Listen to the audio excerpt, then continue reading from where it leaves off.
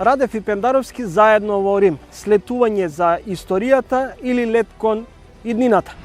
Можеме да најдеме решение. Прашањето на краткото име, прашањето на дополнителни гаранции кои што ќе создадат предвидливост во имплементацијата на договорот, кој што очигледно е важно за Република Бугарија. Сите тие прашања мислам дека може да се решат во една атмосфера на една доверба и сметам дека португалскиот предлог е добра основа. Последните пораки од Бугарија, мислам дека одиме во добра насока. Наистина искаме да видиме нашите пријатели од Вардара да бъдат членове на Европейския съюз възможно най-скоро.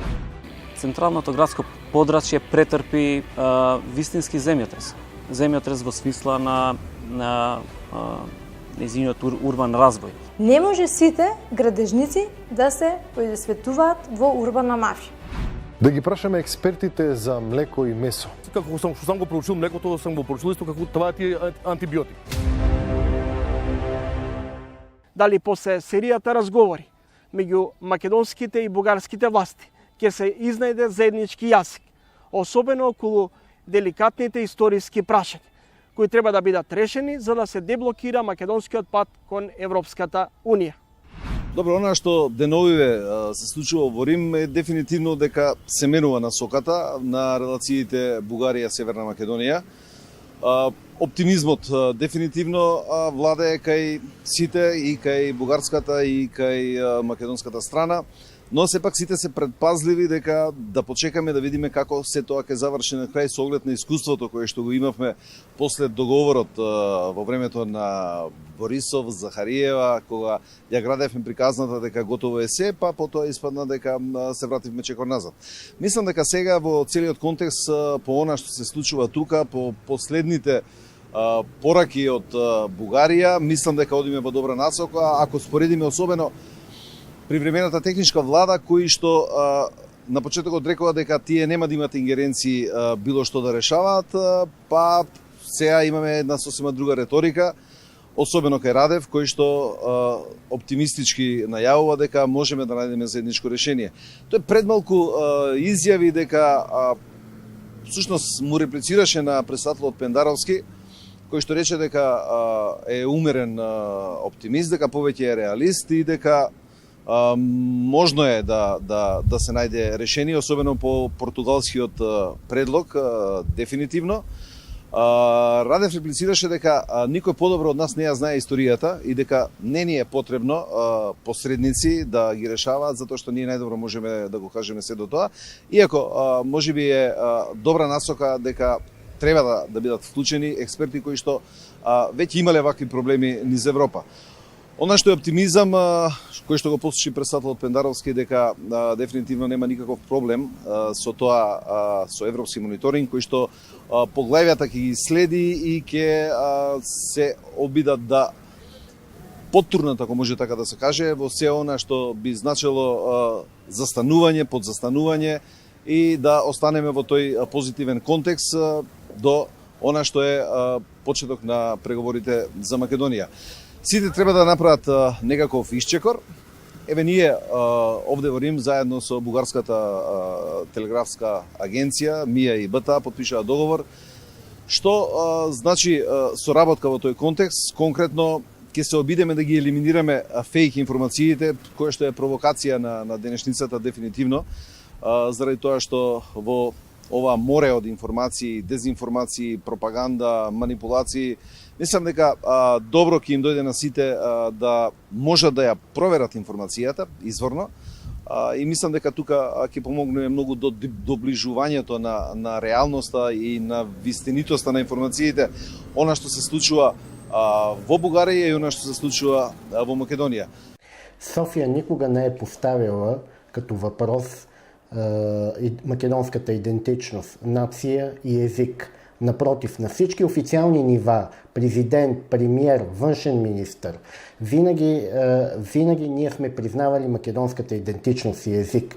Този въпрос се поставя единствено от управляващите в Скопие, но той не седи на масата на преговорите между София и Скопие. Не мисля, че македонския въпрос е част от българската предизборна кампания, както на парламентарните избори, така и на предстоящите президентски избори, защото по този въпрос има консенсус както при опозицията, така и при управляващите. Надявам се, че двамата президенти наистина ще допринесат за подобряване на отношението.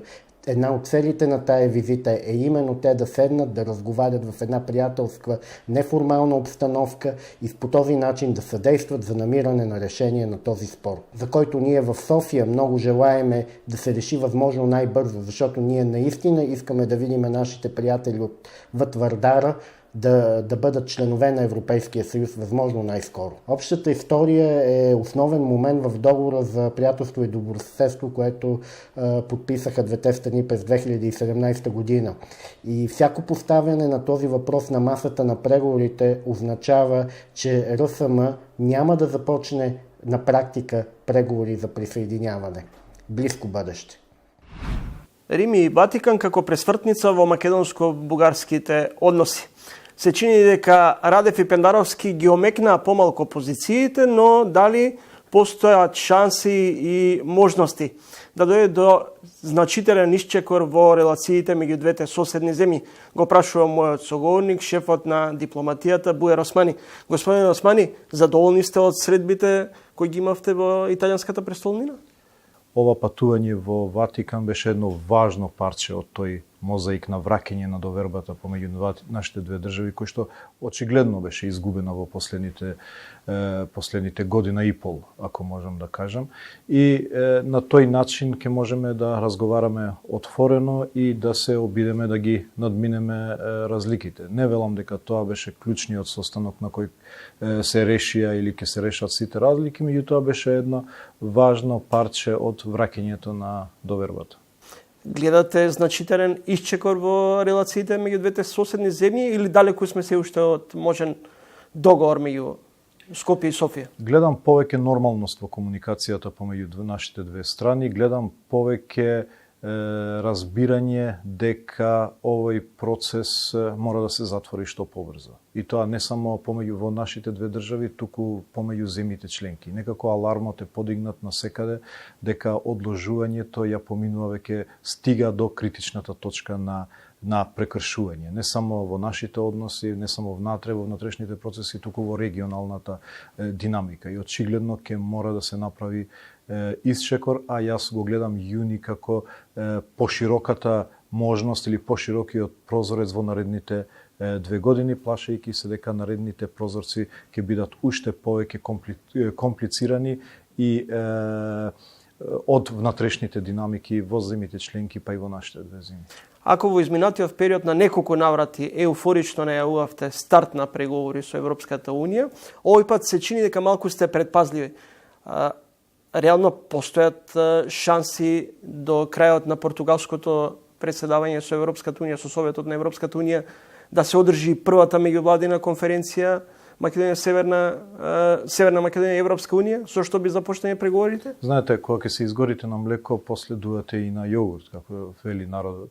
Затоа сме внимателни, затоа што претходно порано се водевме само по однос на тоа дали ние ги исполнивме условите. И бидејќи бевме убедени дека ги исполнивме, дека така беше констатирано од сите објективни комисии од извештај, се надевавме дека нема начин зошто би се одбило едно досие кое што е перфектно и ги исполнува сите услови. Меѓутоа, очигледно времето покажа дека не е така, дека не зависи само од нас, зависи од многу прашања во самата Европска Унија и во земјите членки и затоа внимателно пристапуваме по однос на зголемување на очекувањето на јавноста. Меѓутоа работиме како да јуни ќе биде. Таков ни е работниот пристап во овој процес, односно како што велам јас, сите карти ги ставам на јуни, затоа што во наредните 2 години некако ми изгледа поширокиот прозорец на можност, бидејќи потоа влегуваме во избори во Бугарија, избори кај нас, избори во земјите членки, во големи држави, Франција, Германија и така натаму, кои што некако ќе ја дефокусираат енергијата на проширување. Така да работиме за јуни, меѓутоа не можам да кажам дека сигурно ќе биде јуни, заради тоа што минатото ни покажа дека тие прашања не зависат од нас. Бугарија речиси целата оваа година во перманентни избори. Имавме еднашка парламентарни избори, сега имаат предвремени нови парламентарни избори, потоа следуваат претседателските избори. Колку реално може да се очекува во ситуација кога во Бугарија имаме техничка влада, може да се направи значителен исчекор?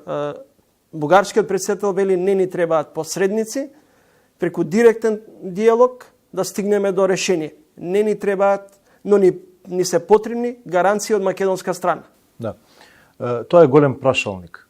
Колку има ситуација во Бугарија да се донесе таква одлука. Формално право нема никаков проблем, бидејќи политичката одлука веќе е донесена во март, согласно со Бугарија. Меѓувладината конференција е технички процес, технички следен чекор после донесена политичка одлука. Така да навистина нема никаква пречка, ниту е потребно одобрување од собранието или од политиката да се одржи една конференција за која што веќе има донесено политичка одлука, но се разбира има прашања кои што се покренати во меѓувреме по однос на текстот на преговарачката рамка. Разговараме и со претседателот Радев, кој што за сега е единствениот со целосен политички мандат во Република Бугарија, сите други се со технички мандат за организирање на избори, но како што често велам, сепак техничката влада не е само државна изборна комисија за организирање избори. Тука е влада која што може да донесе таква одлука и затоа им пристапивме веднаш во разговори, јас со мојот колега, премиерот до својот хомолог таму, председателот преку председателот Радев, за да можеме да ги искористиме овие 2 недели да го направиме исчекорот, бидејќи, како што реков, се плашам дека целиот регион стига кон критичната точка на губење на доверба во самиот процес. Министре, се разгледуваат различни моделитети за да се направи, за да се започнат преговорите со Европската унија. Една од можностите е тој процес да оди преку пактот за стабилизација и асоциација. Дали може би нова гледате како еден чекор наназад? Не, мислам дека португалскиот предлог беше оценет како креативно решение, како обид да се адресираат сензитивностите на двете страни по однос на оваа прашање, да се дадат гаранции, но и на сензитивностите на земјите членки кои што се против билатерализација на преговарачкиот процес, затоа што овој процес не се однесува само на нас и Бугарија, утре ќе се однесува на други земји на Балканот. И ако се влезе во тој зачаран круг на билатерализација на преговарачкиот процес, каде ќе заврши тој процес на Балканот, имајќи предвид колку имаат билатерални прашања земјите. И меѓутоа, да, и ние сме свесни за барањето на Бугарија за повеќе гаранции во имплементација на договорот. И од тука сметавме дека португалскиот предлог во кој што го предвидува самиот договор во процесот за стабилизација и асоциација, кој што е исто така платформа заснована на консензус од земјите членки, значи ни едни заклучоци во тој процес не може да се донесат без земјите членки да одобрат, некако ги адресира нашите сензитивностите на земјите членки кои што сакаат да го заштитат европскиот процес како чист, како неконтаминиран од билатерални прашања, се разбира и сензитивностите на Бугарија која што бара дополнителни гаранции. Вие ќе кажете зошто треба дополнителни гаранции, ние сме го потпишале договорот, сепак тоа е перцепција во Бугарија дека динамиката е недоволна, можеби во очекувањата сме различни за динамиката на имплементација, но ние сме за да се дадат дополнителни гаранции. Тоа е, ние сме поднели акцијски план кој што го разговараме. Министре, внимателно ве слушам. Какви гаранции бара бугарската страна? Видете, очигледно е чувството во Бугарија дека Република Северна Македонија бега од одговорностите од договорот. Ние тоа го демантиравме со факти во целиот овој период. Прво, ниту имало намерни, ниту па ненамерно бегање од обврските на договорот. Обврските на договорот се јасни. Од една страна, Република Бугарија треба да поддржи евроатлантска интеграција на Република Северна Македонија, додека двете страни на паритетна основа формираат комисија за историски и образовни прашања кои што треба да најдат да ги најдат заеднички точки во различностите во интерпретација на историјата. Мислам дека тука се очекувањата различни. Бугарија веројатно очекувала повеќе резултат од оваа комисија. Нашите очекувања беа пореалистични и поемпирички подготвени. Ние ги споредивме сличните комисии со комисиите од тој тип во Европската Унија. Нашата каде е по-динамична, по-продуктивна по однос на сличните историски комисии од минатото. Но што е важно како порака?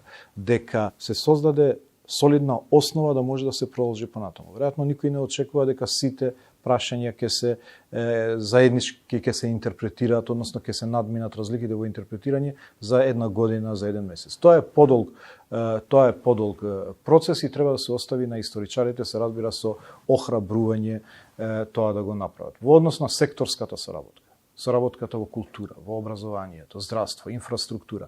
Мислам дека тука акцијскиот план е солидна основа.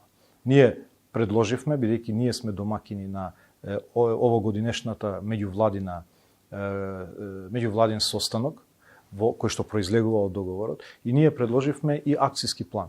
Како во наредната година да се фокусираме на кои прашања од секторската соработка, во кој рок да ги поставиме. И тоа е патоказот. Тоа е патоказ кој што гарантира дека односите ќе се одвиваат во рамки на договорот за добрососедство потпишан од 2017 година.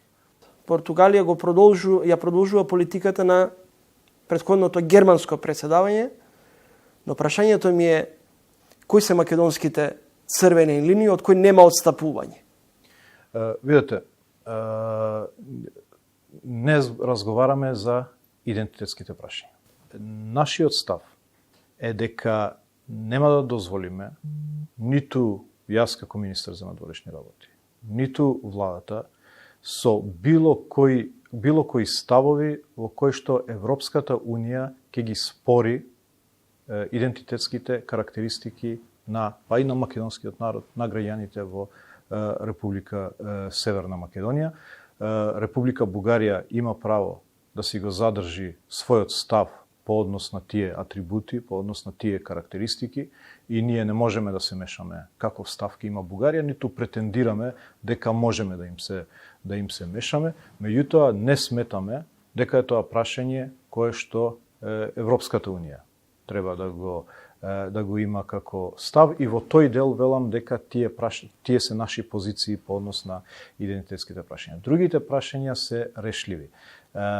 Решливи особено доколку се случуваат во атмосфера на доверба. И најтешките прашања изгледаат многу надминливи, бидејќи можеме да најдеме решение. Прашањето на краткото име, прашањето на дополнителни гаранции кои што ќе создадат предвидливост во имплементацијата на договорот, кој што очигледно е важно за Република Бугарија. Сите тие прашања мислам дека може да се решат во една атмосфера на доверба, и сметам дека португалскиот предлог е добра основа за едно такво конечно решение кој што ќе овозможи ние да влеземе во преговарачкиот процес, да го почнеме преговарачкиот процес, а исто така паралелно да работиме во имплементација на договорот. И верувајте, како ќе се создаде таа атмосфера позитивна помеѓу државите, тоа многу ќе се рефлектира и во самата комисија за историски прашања. Пошто јас ја следам нивната работа. Нивните резултати се циклични. И тоа почнав да ги врзам дали има корелација со меѓудржавните односи и работата на комисијата. Очигледно влие. Кога односите се подобри, со повеќе доверба, резултатите се побрзи и поголеми на самата комисија. Така да, ако ние создадеме доверба, помагаме и на историската комисија, помагаме на имплементација на договорот за добрососедство. И ваквите мали чекори кои што секојдневно се обидуваме да ги правиме во враќањето на довербата, тие мали камчиња на мозаикот многу помагаат во целата динамика на имплементација. Министре, на крајот, доколку и до крајот на португалското представање со Европската Унија не започнат преговорите со Европската Унија, би разгледувале алтернативни решенија или постојано ќе бидеме во исчекување во некаква надеж дека нашите Бугарија ќе се смилува и ќе ни ги отвори вратите? Видете, нема алтернативни решенија. Ке треба да продолжиме. Ке треба да продолжиме, да ги убедуваме дека ова веќе не е само интерес на Република Северна Македонија. Е интерес на целиот регион, е интерес на Европската Унија. Нема комплетна Европска Унија без Западен Балкан. Нема стабилен Западен Балкан доколку најдобриот ученик на Балканот не го добија одговорот од Унијата таков како што заслужува. Затоа често велам, ние сме станале тест на кредибилноста на процесот во западниот Балкан. Но и еве, хипотетички да не се случи во јуни, ќе продолжиме да работиме за понатаму. Знам дека фрустрациите во јавноста се зголемуваат, знам дека ентузијазмот во институциите значително ќе биде оштетен, меѓутоа мора да продолжиме, бидејќи крајната цел е многу поважна за иднината на следните генерации отколку овие напори и фрустрации кои што ги чувствуваме ние сега како оваа генерација. Ви благодарам за издвоеното време. Благодарам и на вас. Една од главните пречки е синтагмата заедничка историја. Во делот разговорите со вашите бугарски колеги зборувате за споделена историја, за општа историја. Што би било според вас главната или како би требало да гласи главната формулација? Да, синтагмата заедничка историја е проблем. Проблем е незиното толкување всушност во работата на комисијата. Во неколку наврати ние кажавме дека тоа според бугарската страна под таа синтагма се подразбира историја на еден народ, односно на бугарскиот народ, започнувајќи од 9 век, кога за прв пат територијата на Македонија влегува во рамките на Бугарското царство, па се до 1944 година. Дека тоа е континуиран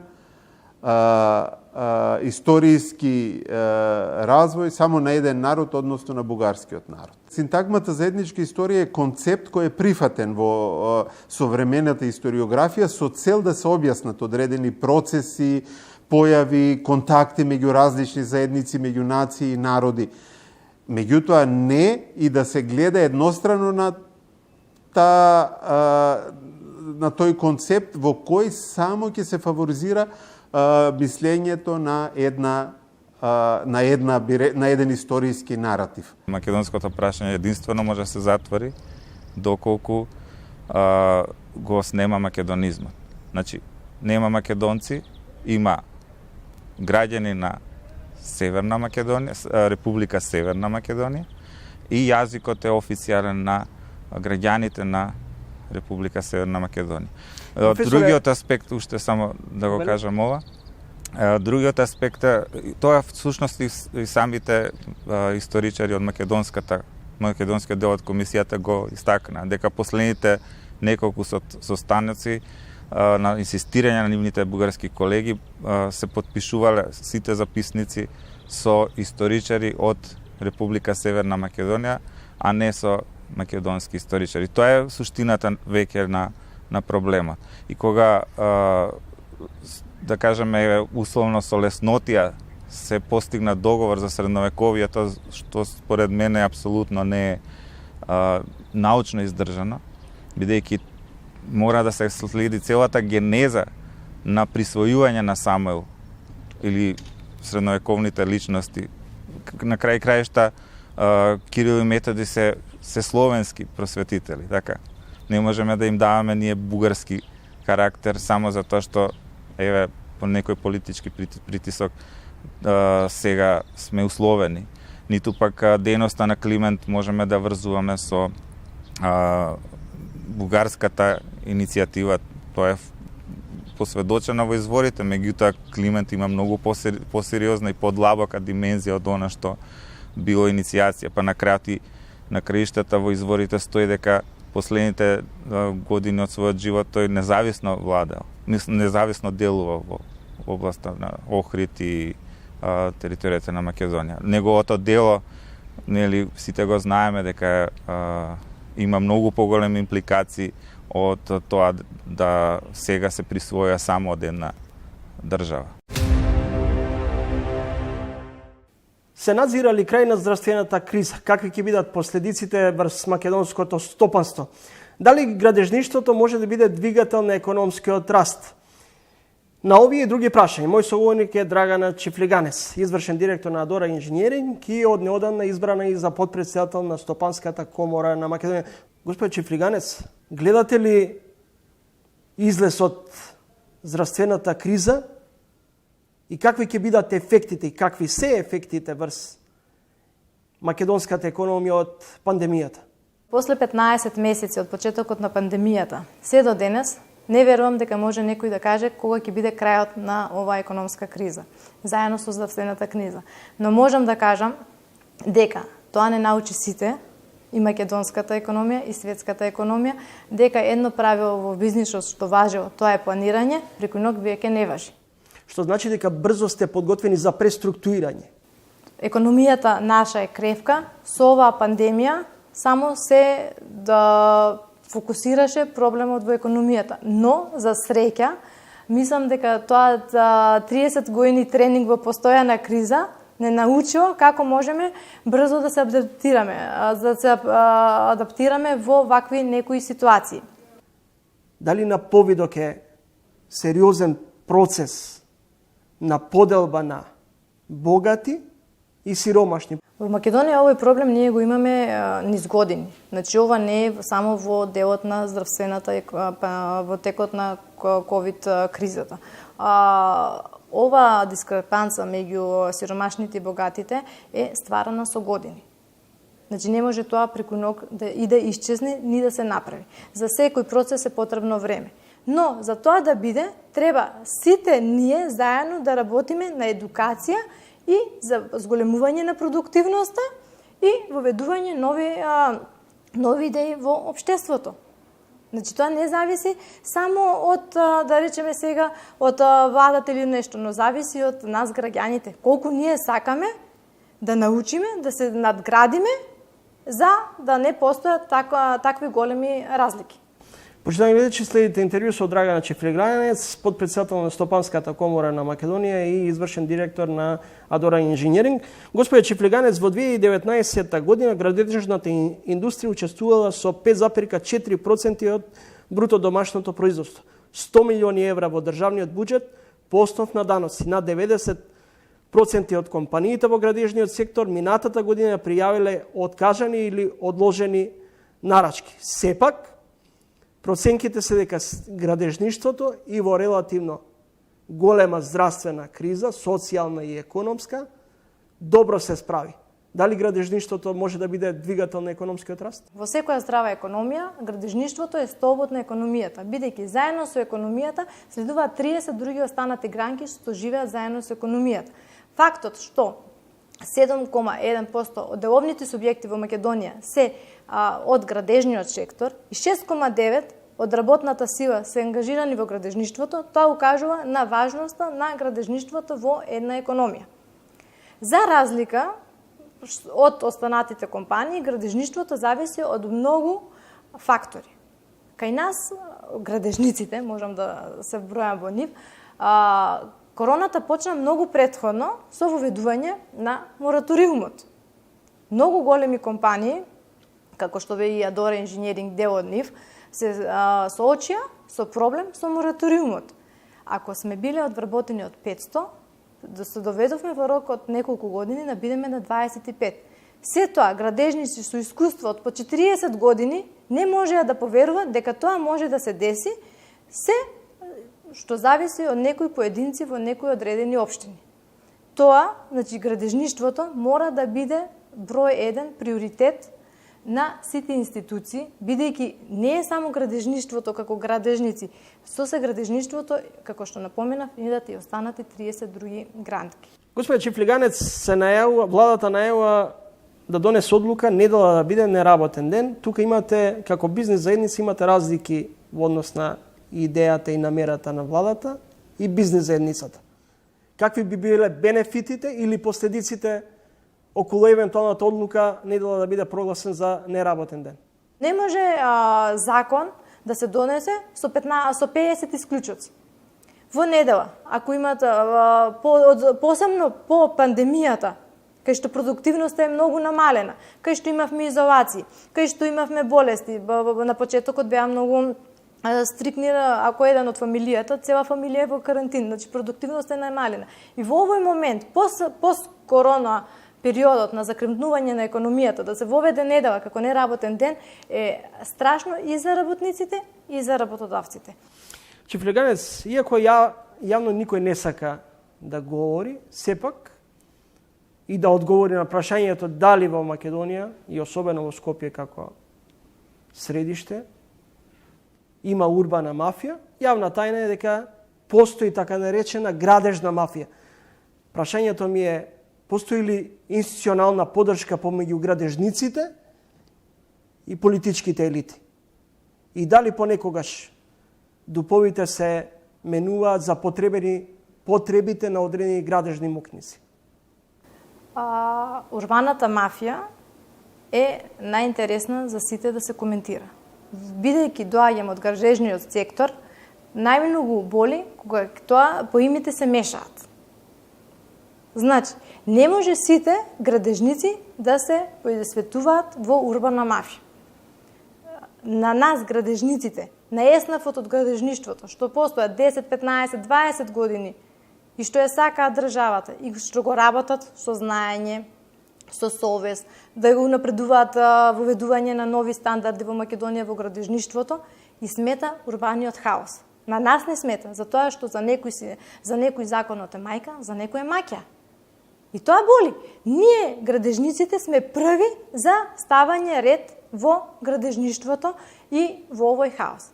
Но, ставање во кош, куп, сите заедно, тоа не е во ред. Најчесто, урбаната мафија за мене е тој, ќе се појави поединец, еднократно, ќе направи нешто што не е во склад со системот, не е во склад со сите нормативи, но тоа се поединци, тоа не е цела фела. Воедно, што е најбитно, значи, поединците доаѓаат за брза заработка, доаѓаат за еднократна употреба, тоа се фирми што само за еден проект се користат, потоа не ни постојат, не можат ни да се најдат истите тие, а од друга страна компании кои се трудат да направат, да ја стекнат довербата на граѓаните, улагаат у македонското стопанство, сакаат да биде македонскиот квалитет на рамниште за заедно со сите други. Кога се воведе мораториумот, ние градежниците бевме први што го поддржавме, затоа што сакавме ред и дисциплина. Но не можеше, не смееше државата да си дозволи 4 години да има мораториум. Некој да гради, а некој да чека. Затоа, на место да се линчуваат инвеститорите и да се покажува прст дека можам да кажам, еве, ние градежници сме тоа, требаше да се одреди 6 месеци, 8 години, да на колку е потребно и да важи за сите. Не за поединци да градат, странски инвеститори во центарот на Скопје градат, а домашниот инвеститор карши на 5 метра да не гради. Што е тоа, горост? Дали е во ред? Дали е тоа економија што треба да се развива? Дали Кој го прави тој селективен избор? Државата? Сигурно не ние. Значи тоа го прават поединци. Градежните компании ќе инвестираат 1 милиарда евра, ако им се овозможи непречено да работат. Е став неодамна искажен од Сојузот на стопански комори на Македонија. Прашањето ми е, кој тоа ви прави обструкции да градите и дали тоа е една од причините? Вие како компанија, дел од бизнисот да го ширите или да го дислоцирате надвор од границите на Македонија. Се ширите кон Србија, Грција, Дубај, склучивте договор и прашањето ми како успеавте да стигнете и до Џоковиќ. Значи, кој сака да работи, да се докажува и во време на пандемија, ние наоѓаме начини, ние си го знаеме начинот, како е за време на пандемија, да одиш и да се шириш во Грција, Србија, да се работува со Џоковиќ. Вчера го завршивме проектот заедно, изградбата на градинката заедно со фондацијата Нова Џоковиќ и фондацијата професор Ванчо Чефлиганец. Значи, све тоа секогаш зависи од нас. Ние како фирма 3 години чекавме да се стави некаков ред и да се изјаснат институциите, да се усогласат меѓу себе.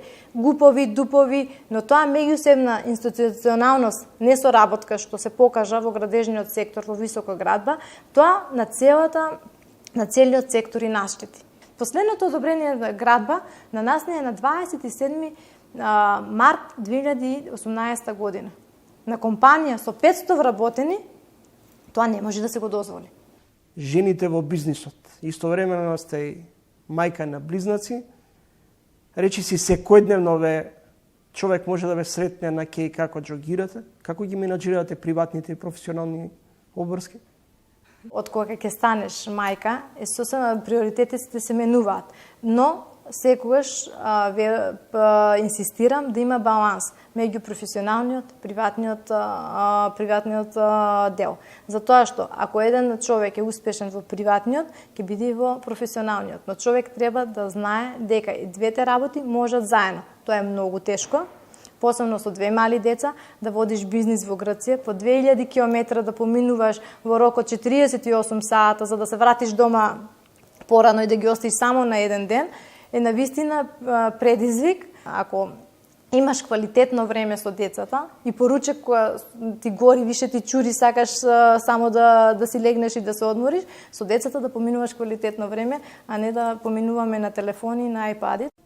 Почитувани гледачи, тоа беше Драгана Чифлеганец, извршен директор на Адора Инженеринг и подпредседател на Стопанската комора на Македонија. Бесија Мехмети е веќе искусен архитект. Се појави како асистент на архитектонскиот факултет. Ја доби наградата за изградбата на училиштето Киро Глигоров. Тој е еден од моите вечерашни соговорници во емисијата Тренинг. Добре дојдовте во емисијата. Добро ве најдов. Господин Мехмети, на почеток за темата која е деновиве актуелна, а која создаде лавина од реакција, е поврзана со изградбата на згради околу паркингот, односно на паркингот околу Holiday Inn. Лавина од реакции се собра. Што вие мислите? Дали во централното градско подрачје во овој момент ни се потребни такви згради? Од целото ова преплетување на дуб со губ, дали се совпаѓа, не се совпаѓа, очигледно едно е јасно, дека за жал ние немаме една јасна визија како треба да се развива овој дел од градот, поточно целото градско централно градско подрачје. Јас мислам дека од целата оваа ситуација може да извлечеме дека сепак дојдено е време да после она инфилтрација на разни проекти, објекти во она фамозниот Скопје 2014, централното градско подрачје претрпи вистински земјотрес. Земјотрес во смисла на нејзиниот урбан развој. И пракса е секаде после едно такво поместување на тој дел од градот, би рекол, да се организира конкурс за мастерплан, односно за една визија за градот. Конкретно за централното градско подрачје. Зборувам за не само за конкретната локација, него целата тој голем ринг, што се вика. И мислам дека треба да најдеме еден Кензо Танге на денешницата, кој што ќе ни ја даде таа јасна визија по кој правец треба да се развиваме. Дали во делот околу изградбата на висококатниците кај Holiday Inn се работи за концепцијски конфликт или за одредени бизнис и политички интереси, без при тоа да се тргне од аспект на интересот на граѓаните? Видете, јас не би навлегол да коментирам за архитектурата, за висината. Не е дека јас сум нешто против развојот по вертикала. Секако тој развој бара и огромен напор и во развојот по хоризонтала. Мислам, тоа е некој сооднос, нели? Меѓутоа, пак ќе речам, мислам дека проблематиката со тој дел од градот треба да се согледа поопширно, не само за тој четврт. И во секој случај јавниот интерес треба да биде над оној приватниот или над интересот на конкретни индивидуи. Како да се обезбеди скопска хармонизација помеѓу асфалтот и зелените оази? Ја на неколку мои наврати сум кажал тоа дека природата треба да се врати во нашите урбани средини. И тоа не само во не само во микросфера, него во макросфера. Евидентно е дека во последно време многу малку се обрнува внимание на тој дел, значи на развојот на јавните површини, меѓутоа овој развој не гледам дека ќе не однесе во добар правец. Вие во една прилика оценивте дека светските трендови покажуваат дека концентрацијата на урбаното живење треба да биде во центарот на градовите. Да, тоа е факт дека во развиените урбани средини низ светот се прави напор да се обезбеди развојот да се концентрира во урбаните средини, да не се нели сте го слушале онај урбан спрол, да не се расшири градот без контрола, затоа што тоа ширење ќе бара и развој на нова инфраструктура, развој на нели ќе треба да се отуѓува отворен зелен простор и се разбира таа има своја логика, меѓутоа сепак тоа треба да се прави во разумен, односно треба да се приспособи на можностите кои ги дава градот. Кој стои за урбаната мафија во Македонија? Не дека имам конкретен одговор на ова, меѓутоа во нашето ДНК како архитекти ние и како планери, секако планери на градот, ние треба да го браниме јавниот интерес пред оној приватниот. И конфликтот тука за тоа кој интерес треба да преовладува, мислам дека е безмисловен. Жално дека во често пати се случува тоа да приватниот интерес го надминува, да биде над јавниот интерес. Вие ја преферирате идејата за повеќе озеленување на градот отколку висококатници? Па, да, мислам, ние во секој наш проект се трудиме да во еден начин или друг да ја вратиме природата во нашите урбани средини. Дали се работи за мала некоја интервенција или интервенција од поголем опфат, би го спомнал тука можеби проектот за озеленување на кровот на трговскиот центар Мавровка.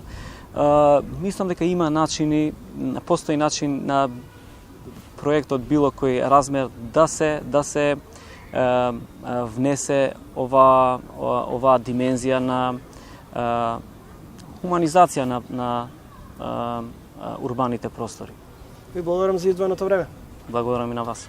Почитувани гледачи, следете разговор со Бесјан Мехмети, македонски архитект кој работи на неколку проекти, а ја доби наградата за изработката на основното училиште Киро Глигоров. Магарињата летаат, ова е народен цинизам на глупоста. Но не е глупост кога понекогаш парите се трошат од европските фондови за магариња.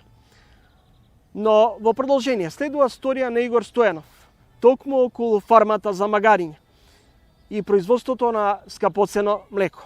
Кире Гоцевски од Делчевско, после 20 години работа во Швајцарија, се вратил во родното село. Го купил школото во кое учел основно образование, а од него ја направил првата фарма за магариња во Македонија. Училниците од старото училиште во село Нов Истевник Делчевско одамна биле празни. Сега, со негова инвестиција се претворени во една од првите фарми за производство на најскапото млеко во светот. Има си идеи да си се врати у Швейцарија после неколку време, тамо после 20 години. И за тоа цело време, тие 16 години си взимам тука терен, имам едно 2-300 декара земено терен. И убаво ми сака нешто да си направам тука за селото, па и за на мен си ми убаво тука. И одлучих се да ево со магарињата.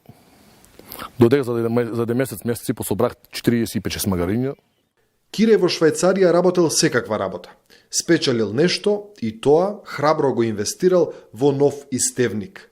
Досега помош од државата нема. Па јас сам ги магарињата заведени со се у системот се заведени, со се на моје се име ставени у компјутер, се заведени. Додуше попитах таму у Делчево земјоделието за субвенции, они ми рекоа дека треба да ги одобрат субвенциите оздоле од Министерството за земјоделие од Скопје. Треба да имаш некој човек таму да ти одобри, а јас таков човек немам за жал. И сада сам си се финансирам, сам си работам. Немам помош од државата ништо на пример. Од март месец ланската година од 2020 до сега сам вложил магарињата и механизација, нешто што има купено механизација што треба, па е околу 50.000 франака. Без овоја згради, земјишти, това е друга работа више. Го купите поранешното школа? Да, поранешната школа моја. Тоа е школата, впрочем, во која што учевте ви? Да. Млекото го купуваат луѓе кои веруваат дека ќе им помогне во подобрување на нивното здравје. А со почетокот на пандемијата, многу од луѓето кои што се болни од корона, исто така пробале од млекото кое се произведува во оваа фарма. Моментално млекото телефонски го продавам, се јават се на кој му треба млеко, или дојдат од тука си го зима, или го пратам по такси, за Скопје го пратам по такси, за Штип го пратам по такси. А овие блиските тука околни Виница и Стибана, тука доаѓаат се од тука зимаат свето. Па има, користат го за астма, за бронхитис, за алергија исто, за подигање на имунитетот са у оваа пандемија што е. Па општо јас како што сам го проучил млекото, сам го проучил исто како тоа е антибиотик. За разлика од лекарствата, колку кошта лекарствата, што се струваат со лекарства на пример и нема никаков ефект, 3000 денара и 6000 денара да испијат 2 литра млеко, нормално што сам читал по Facebook, една терапија 20 дена треба да трае, 2 литра млеко по 100 милилитра на ден, 50 сабале, 50 вечер. И не е скапо млекото. Ако има стварно, ако се најде ефект, не е скапо. У Хрватска веќе има. У Хрватска одих еден фармер таму ке него посетуваа го и рече дека са у последно време има 3-4 фарми отворено со поголем капацитет од негово капацитет. Тоа има 120. Ама таму дава добри субвенции, дава 300 евра магаре субвенции. Дали ги за субвенциите отвара овај бизнис или... Ама има си и печалба на пример. Фармерот од Делчевското село Нов Истевник одел во посета на фарми од Хрватска, а со олабувањето на мерките планира да посети вакви фарми од Франција, Италија и други држави, каде литар магарешко млеко достигнува и до цена од 1000 евра.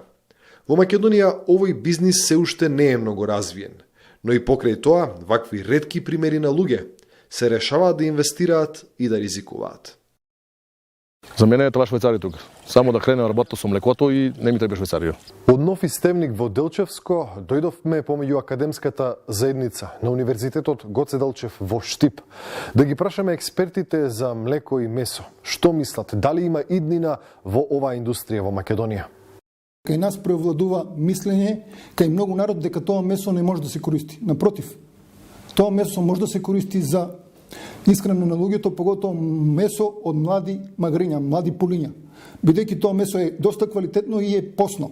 Месната индустрија во Македонија моментално нема капацитет ниту технологија за обработка, но најважно од се е дека во нашата држава нема законска регулатива за употреба на овој вид на месо. Треба да има посебни кланици, специјални кланици, или треба да има, во истата кланица треба да има линија која може да се адаптира за колење на копитари.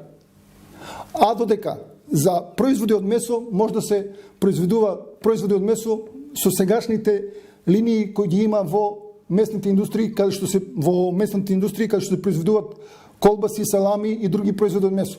Експертите за млеко потврдуваат дека ова млеко има низина здравствени бенефити и дека во светот веќе има многу истражувања кои потврдуваат дека млекото од магарица е посебно и драстично различно од останатите. Млекото од магарица има ревитализирачко дејство на целиот организам, има голем број на факти за магарешкото млеко во однос на неговата нутритивна, превентивна и терапевтска вредност.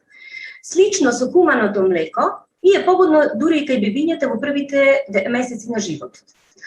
Млекото од магарица содржи мал процент на масти, значи од 0,3 до 0,8%, што го прави погодно за консумација на сите категории на потрошувачи. Понатаму е богата со лактоза, значи 5,8 до 7,4% на лактоза, што во суштина па го прави погодно за правење на ферментирани производи. Килограм млечни продукти од ова магарешко млеко достигнуваат енормни суми. Некои информации велат дека килограм сирење од вакво млеко достигнува цена и до 1200 евра во Италија и Франција. Јас мислам дека да, дека нутриционистите се повеќе ќе го препорачуваат ова млеко. Експертите и оние добро упатените се согласни дека е потребно поорганизирано одгледување на магариња, субвенционирање на оваа дејност и добра промоција на овие производи. Ако сакаме да го фатиме светскиот нутритивен тренд, мора да започнеме со менување на легислативата и поддршка на оние кои се охрабиле да инвестираат во овој бизнис. Дојдовме и до крајот на уште едно издание на емисијата Трилинг. Ви благодарам на вниманието и се гледаме повторно за 7 дена во исто време. Петок, 18 часот и 15 минути. Довидување.